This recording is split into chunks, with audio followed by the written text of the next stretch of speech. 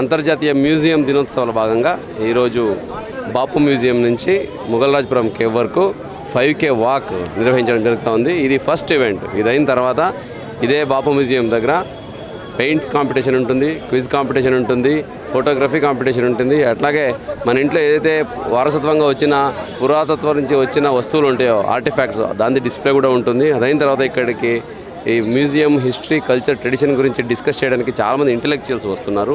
ఇది ఈవినింగ్ 4-5 గంటల వరకు ఇక్కడ ఉంటుంది. ఇది అయిన తర్వాత జీవీఎంసీ స్టేడియంలో మన విజయవాడ మున్సిపాలిటీ స్టేడియంలో ఈవినింగ్ మ్యూజిక్ లైవ్ కన్సర్టు, డప్పు కళాకారుల ప్రదర్శన, అలాగే లైవ్ బ్యాండ్ ఇవన్నీ ఉంటాయి.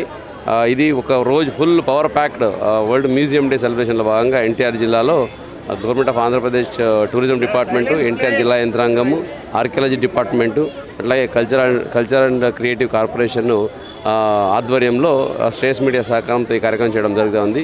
ఈ కార్యక్రమానికి ప్రతి ఒక్కరూ ఎన్టీఆర్ జిల్లా వాసులందరూ, అలాగే ముఖ్యంగా విజయవాడ వాసులందరూ ఈ కార్యక్రమానికి వచ్చి ఈ కార్యక్రమాన్ని దిగ్విజయంగా నిర్వహించాలని కోరుకుంటూ, ముఖ్యంగా యంగ్ జనరేషన్స్కి ఫ్యూచర్ నెక్స్ట్ ఈ జెన్జీ జనరేషన్ ఏమన్నారో మీరు హిస్టరీ కల్చర్ అండ్ మ్యూజియంస్ గురించి తెలుసుకోవాల్సింది చాలా ఉంది ఈ కార్యక్రమంలో. కాబట్టి ప్రతి ఒక్కరు దీంట్లో ఇన్వాల్వ్ అవ్వండి. దీనికి ముందుకు వస్తున్న ఆల్ ఆర్గనైజేషన్స్, ఇంటాక్ కావచ్చు, జిజ్ఞాస కావచ్చు, అలాగే ఎన్జిఓస్ కావచ్చు, స్పిరిటెడ్ ఇండివిజువల్స్ కావచ్చు, విజయవాడ వాసులు చాలామంది ముందుకు వస్తున్నారు. ప్రతి ఒక్కరు ఈ కార్యక్రమంలో సహృదయంగా పాల్గొనండి. ఇటువంటి కార్యక్రమాన్ని మనం చేస్తూ యూత్స్ని మోటివేట్ చేస్తూ మన హిస్టరీ మన కల్చర్ ట్రెడిషన్ గురించి తెలియజేస్తూ ఫ్యూచర్ని ఎలాగ మనము తీర్చిదిద్దుకోవాలి, ఫ్యూచర్లో ఎలాగ మనం డెవలప్ అవ్వాలి, విజన్ ఆంధ్రప్రదేశ్ అలాగే వికసిత భారత్ని ఎలాగా మనం సాధించాలనే దానికి ఇటువంటి కార్యక్రమంలో మనకు పునాది దొరుకుతుందని నేను భావిస్తున్నాను.